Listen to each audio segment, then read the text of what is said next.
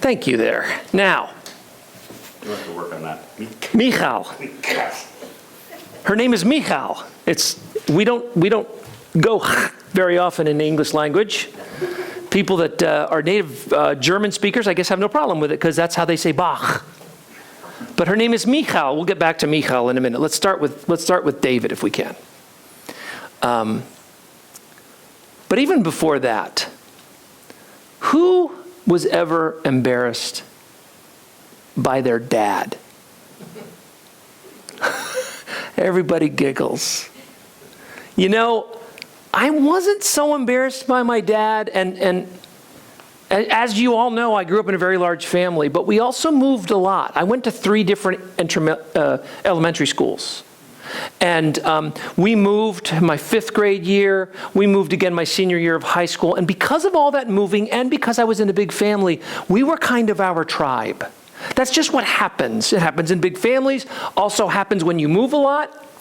But it sure does happen when you're in a big family and you move a lot. So I was never that embarrassed by my dad because we were kind of, my center of my social existence was always my family, including my mom and dad. But when I think back, I probably should have been. Because my dad did so many things, and it seems like his job was to embarrass us. And some of them are a little bit kind of normal for dads, I suppose, at least when I was coming up. One of my favorites is when you were riding in the car and your dad, especially if you had friends in the car, your dad would turn on the radio. It was always to a classical music station. And that's supposed to embarrass you, but see, I always, being a musical mind and a musical heart, I always dug classical music even from a pretty young age. So I always enjoyed that a little bit more than maybe I should have. But there are other things that your dad does that are designed to embarrass you, or that the dad got the manual, how to be a good father. Step number 1, constantly embarrass your children. It's a very, very important thing. Example, and this matters maybe more to the boys than the girls, but my sisters had embarrassing nicknames that my dad would call them. And I don't use those nicknames, so I'm not going to even say it. But the dad might say, well, sport. When you know that you don't like being called sport, and you've told your dad, but he constantly calls you sport, just to get under your skin. And then some of the style choices that dad makes are a little bit ridiculous. So, black socks with sandals. That's just wrong, right? But that's what your dad would do. He'd wear black socks with sandals. Or, I don't know where these things came from, but the horrible, just unacceptable plaid shorts that dads wore in the 70s. Oh my gosh, did every dad get issued like 2 or 3 pairs of these? I could never figure it out that. I would look at them and I would say to myself, you went to a store, you bought that on purpose. Really?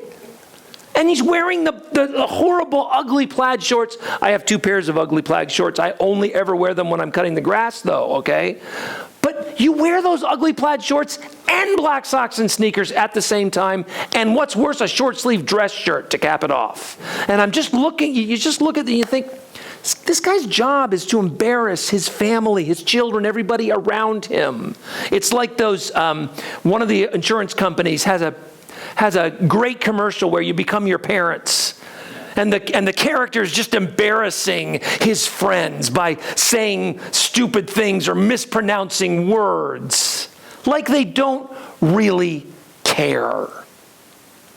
David doesn't care. Now I want to point out that as they're bringing the Ark of the Covenant into Jerusalem, it's lost in the translation, but I want you to imagine the king of the land dancing and twirling around in front of this procession in his underwear.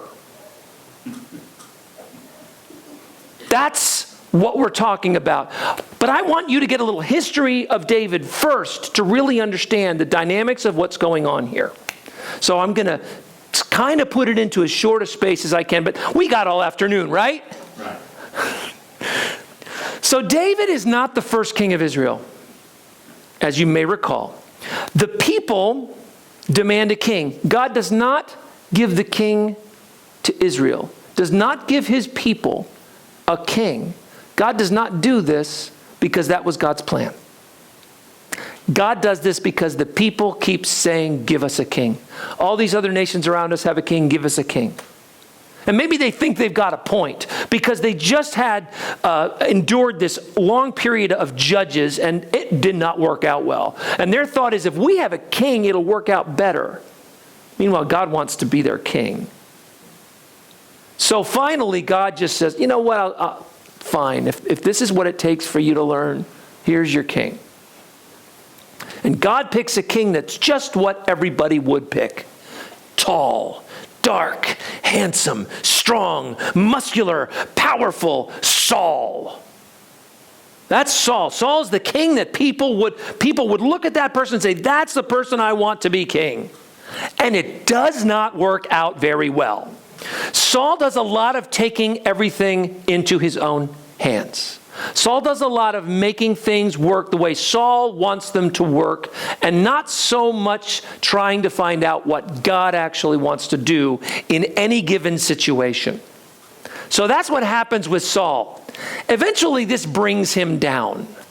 He goes into battle without consulting God, but the big thing that brings Saul down is maybe the scariest chapter of the Bible. Saul decides that he needs guidance. Doesn't go to God, though. He goes to a medium. He actually goes to a witch. And he says, I want you to bring up the spirit of Samuel, who anointed him king. Samuel had died. Bring him up to talk to me.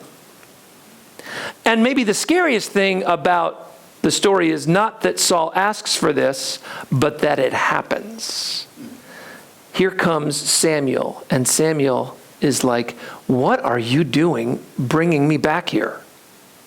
And it's a horrifying, even just to read it in the Bible, even in the King James, which you can only understand every 3 words. But even, no matter what Bible you read it out of, it's a frightening story.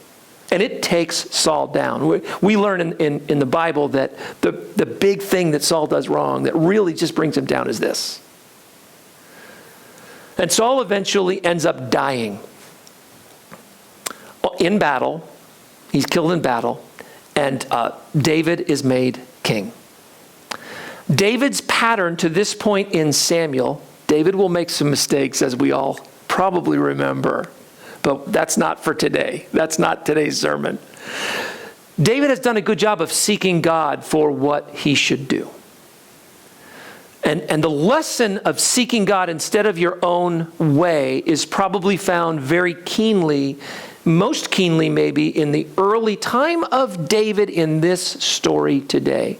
Because what you have today is the second time that David decides to bring the Ark of the Covenant, which you remember from Raiders of the Lost Ark, the one that can make people's faces melt. This is the second time David brings the Ark of the Covenant to Jerusalem. The first time it doesn't work out so well. David says, it's time to bring the Ark to Jerusalem. This is where I put my seat of power. This is where my government is going to lead out of. So let's go get it. He goes and gets it, puts the Ark on this cart, and it's drawn along. And as it's going along, it looks like it's about to fall. And a guy named Uzzah gets to be in the Bible for one of the worst reasons of anybody in the Bible. Poor Uzzah. He's looking down from heaven, listening to this sermon right now and thinking, again? Couldn't somebody tell something good about me in the Bible? Did it have to be this? Uzzah reaches out. I'm sure he has the best intentions, to steady the cart so that the Ark of the Covenant will not fall on the ground. And Uzzah is struck dead right there. Boom. Dead Uzzah. David responds differently than Saul would have. Saul would have just kept going probably, regardless of how many people died. But David says, stop. We're not doing this right. We didn't ask God how to move this ark. We didn't do it in God's timing. We don't get a totally clear picture of why, but we definitely, in my reading, get the implication that David is saying, I'm not doing this right. I'm stopping and waiting for God. So they stop, and right where they are, they take this Ark of the Covenant and they put it in the nearest house, just to keep it there until they can figure out how to get it to Jerusalem. And this house is blessed. The Ark of the Covenant is there. Of course, if they opened it up, their faces would melt, but that's another story, right? They don't open it up. The Ark is in the corner of the living room. I want you to imagine this family with the Ark of the Covenant at home for, I don't know, a few months or whatever. Okay, they're being blessed. Everything they touch is doing well. Business is great. Crops are going well. They're being blessed. It's going wonderfully. But at the same time, you know that you're being blessed because there's something in the corner of your living room that if you touch it, you will explode and die. I'm surprised there's not a whole chapter about that. Finally, they say, look, there's such a blessing on this guy's home. Let's do this God's way and bring this ark to Jerusalem. So David says, yes, let's do that. So they get everything ready and they actually do it God's way this time. The passage that you just heard read describes what's happening. They only go a few steps and then they do a sacrifice. And David is dancing. He's completely undignified. He is just rejoicing in God's mercy and God's grace, out of control with his response to what God is doing, what God will do, and what God has done. It's a wonderful scene, isn't it? For most of them. Have you ever known a person who's what I'd call a mocker? And by a mocker, the book of Proverbs talks about this person a lot. It's a person who really finds fault in everything. I'll give you an example. I had a conversation with somebody who had visited a church that was outside of their faith tradition, and a church that they didn't really respect a whole lot. By the way, it wasn't a Methodist church. I remember him talking to me and saying, you know, when I was sitting there in the pew during the worship service, I noticed, like during the songs, there's people yawning. There's people checking their phones. There's people that are just standing there going through the motions. I just don't think anybody that was in that whole room even had the heart to be in worship. I'm not usually very quick. Usually I think of a great zinger like 6 days later. You know what I'm talking about? Not this day. This day I said, what was your problem? Why are you spending all that time looking around? What were you there for? It sort of reminds me of the person that came up to me one time and said, Pastor, or it wasn't pastor, maybe it was pastor because I think it was in Pennsylvania. Boy, the worship really didn't do it for me today. Yeah, it wasn't for you. So maybe that was successful. But by a mocker, I'm talking about somebody who can only see the fault in other people. And every now and then, when these people are close to you in your life, sometimes you need a break from them, don't you? It's a little bit like when you're in a big church and you're a pastor and you look at the comment cards on Monday morning. Wait till Tuesday or Wednesday even, or just shred them. So what happens here is that very thing. Michal is watching from a window. Interesting who Michal is. I don't know if you noticed in the text, but Michal is the daughter of Saul. I want you to remember that Saul and David were close. David's first job at Saul's court was to play a harp or something because his musicianship was so great that it would soothe Saul down when Saul was angry and Saul was upset.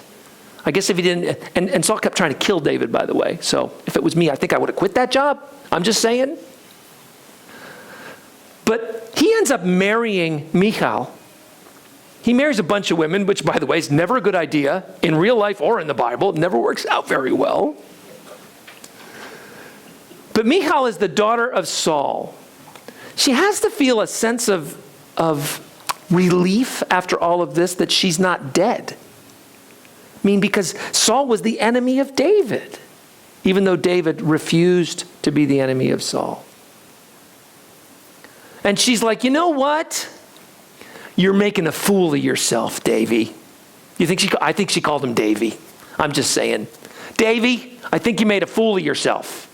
Dancing around in your underwear in front of the Ark of the Covenant. What is that about?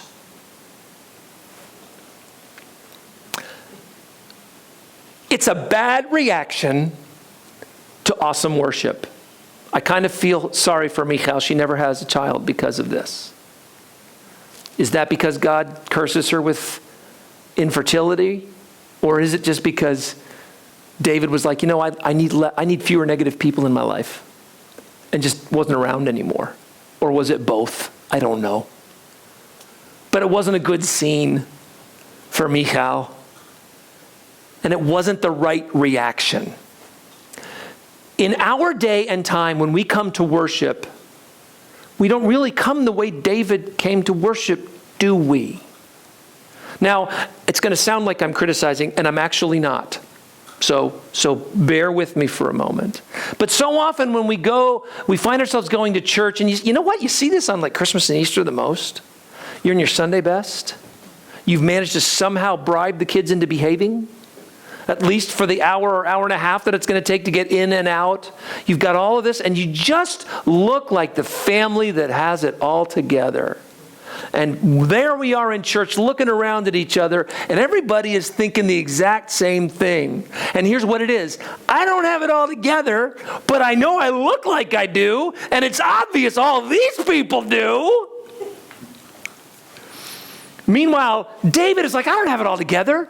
I don't even have my clothes on. I'm dancing around in my underwear, which, by the way, please don't do in church in the 21st century. It's a different motive, a different motivation for worship than sometimes I think what we as people bring. Now, I'm talking to a room full of people who show up week after week, who are in the building. I'm not going to tell you that's half the battle. I'm going to go further than that. That's all the battle. Showing up. 90% of life is showing up? No, it's all of life. 100% of life is showing up. So here we are, showing up. Bravo. Don't pat yourself on the back, though, because you're here, not because you have it all together, but because you don't. The people that have it all together, what time is it? It's 11:30 right now. They haven't even woken up yet. They're sleeping in on Sunday. I think sometimes what happens is because of our 21st century society and what we've seen in church, I think we get a bad understanding of why we even came here today, why we showed up. One of the problems with that bugs me the most is a little bit ironical because I'm the preacher. And I think a whole lot of people show up at church to hear the sermon. And I'm not convinced the sermon's the most important part of why we gather today. In fact, it might not even be in the top 3. And unfortunately, when we equate discipleship, spirituality, and worship with just listening to somebody talk who has all the answers. Now, when I say I have all the answers, why do you laugh? For the same reason I'm laughing? Worship, it's just become a real interesting dynamic in our society today. Because for some people, worship is therapy. We come to worship, we sing some great songs, we even sing some songs we don't like, and then we even just kind of listen to the songs we can't figure out. But we feel better when we leave. And that's not what it was for. But I'm thrilled if you leave here feeling better than when you came in. I do. Because usually I'm preaching to myself anyway. Worship is also not self-help. My sermons are never going to have the ultimate answer to all your questions in life. I'll say that again. My sermons will never have all the answers to those big questions that you have in life. It might actually just give you better questions. And quite frankly, if you just get better questions, I've done my job. Worship is also not something, this one's tough. Worship is not something that God needs. God doesn't need us here. God is completely self-fulfilled. God, by definition, needs absolutely nothing. Doesn't even need community, because remember, God is community. Father, Son, Holy Spirit, God is community. God doesn't even need community because God is community. And the most important thing I think that we seem to forget so much is that worship is not some kind of a feeling, not some kind of experience. I know we live in a world where a whole lot of churches seem to be set up with that purpose in mind. Now, I'm preaching here in a very small church, very small gathering, and so generally folks that gravitate towards a small gathering like this don't necessarily go off that deep end. Even though I know that my sermons are amazing, I know that's not why you come. So, and what I mean by that is, and again, I'm not criticizing the churches necessarily, not even necessarily the leaders in those churches or the people that make the decisions to do the things they do.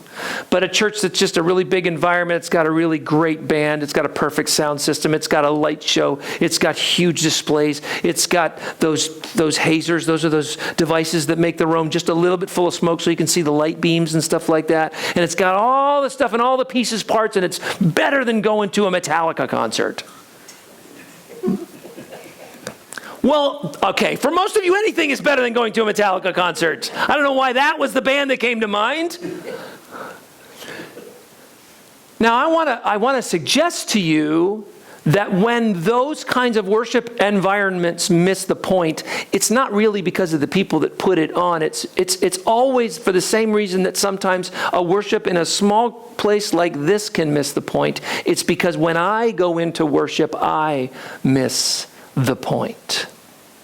And if I go in and I miss the point, it doesn't matter if I'm at the most perfect big show church in town, or if I'm in a small room with just 3 other people, and it's like a really old-fashioned church where the priest is there and stands with his back to you.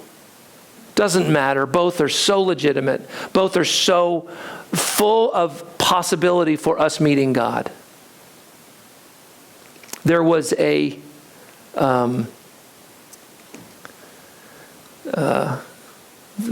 another complaint I once heard about worship. When you lead worship and your job is the musical end of it, you really get to hear from people what you do wrong. They are really happy to tell you. One of the things was, it was a good service today, Pastor, but I just didn't feel like God showed up. This was another one of those times when, remember I told you I usually think of the zinger 3 days later? No, I got it right away on this one. I said, really? I think God showed up. Maybe you didn't. What I'm saying is, there is a potential for a meeting of heaven and earth. Remember just a few weeks ago, we talked about holy moments on holy ground. This is a holy moment on holy ground for all of us, and sometimes we just don't even know it. We can't even see it. It's not less holy, and it's not less awesome because you don't actually feel it, because you may recognize it later. But when we bring ourselves, when we're the ones who show up, then we might find ourselves dancing. We might find ourselves undignified. We might find ourselves worshiping God and getting closer to God in a way that will make a whole lot less sense to a world which celebrates dignity, which celebrates regularness, which celebrates us fitting in with everybody else. And most horribly, especially in our American society, a society in which the more we look like we have it all together and fool everybody, the better off we will be. And that's not it. So if you came to church this morning to impress anybody, I hope right now you feel less like you did. And I hope if you came, even if you came to impress somebody, if you came to church this morning and in your heart you just needed a touch of the living God because the week was long and the week was hard. And because this week I didn't dance the way David danced. I didn't show up in the ways I wanted to show up. Well, we're all broken people. And this holy moment on holy ground that we celebrate here together is the one where God meets his people in a way that will never happen before or after. It is an honor to be able to walk into God's house as a sinner and be accepted. And that's exactly what happened with each one of us today.